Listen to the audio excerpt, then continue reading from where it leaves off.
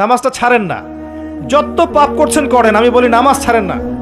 ইনশাল্লাহ একদিন নামাজই আপনাকে পাপ থেকে বের করে আনবে ইনশাআল্লাহ।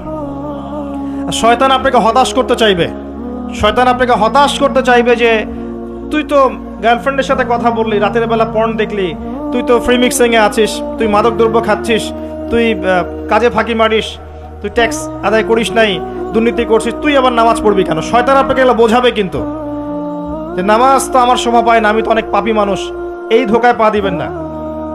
আপনি নামাজ কন্টিনিউ করতে থাকেন, ইনশাল্লাহ আল্লাহ পাক আপনাকে পাপ থেকে বের করে আনবেন ইনশাল্লাহ।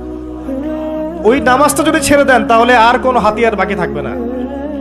আর আপনি যত পাপ করেন না কেন মায়ুস হবেন না, মন ছোট করবেন না।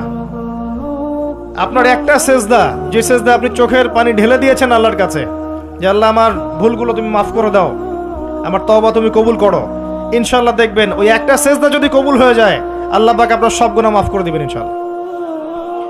হতাশ হবেন না। শয়তান হতাশ করতে চাইবে মানুষকে, শয়তান মানুষকে হতাশ করতে চাইবে।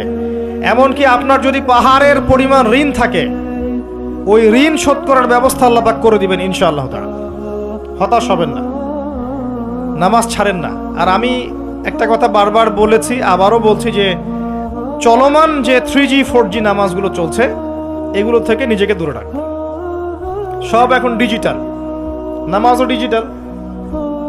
দেখা যায় যে 5 মিনিটের মধ্যে 4 রাকাত নামাজ শেষ মাশাআল্লাহ।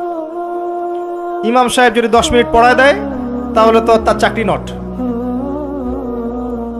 বোঝেন না? এত তারা, আমার সময় নাই, আমরা ব্যস্ত মানুষ, এত সময় লাগে নামাজ পড়তে? ইমাম সাহেবকে বলছে, কমিটি ইমাম সাহেবকে চার্জ করছে, অথচ ইমামের উচিত তাদেরকে চার্জ করা। উল্টে গেছে এখন আর কি। ওইদিকে আসবো আমি। দাসী তার মনিবকে জন্ম দিবে, মানে সমাজের ন্যায় অন্যায়, ভালো মন্দ, হক বাতিলের মানদণ্ড উল্টে যাবে। দাসী কখনো মনিবকে জন্ম দেয়? মানদণ্ড উল্টে যাবে। আসেন রিল্যাক্সে নামাজ পড়বেন ইনশাআল্লাহ। আল্লাহ পাক তৌফিক দান করুন।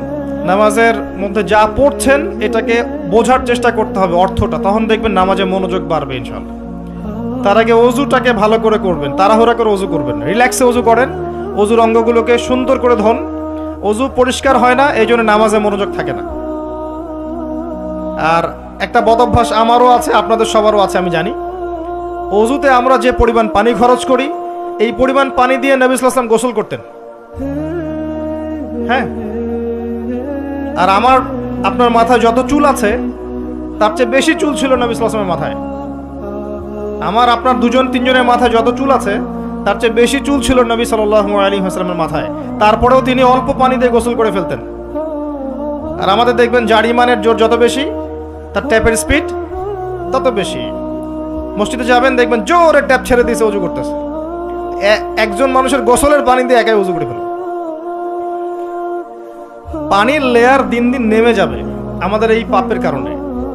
কুল আরাআইতুম ইন আসবাহা মাউকুম গাওরা, সূরা মুলকের শেষ আয়াত পড়ে দেখেন। বলুন হে নবী, তোমরা যদি কখনো সকালে উঠে দেখো যে পানির স্তর সব নিচে নেমে গেছে, পানি নাই, ফামা ইয়াতিকুম বিমাইন মাইন, কোন সেই সত্তা আছে তোমাদেরকে পানি এনে দিবে, প্রবাহমান পানি? দিন দিন ঢাকা শহর সহ বড় বড় যে সিটিগুলো আছে এগুলোর পানির লেয়ার নিচে নেমে যাচ্ছে।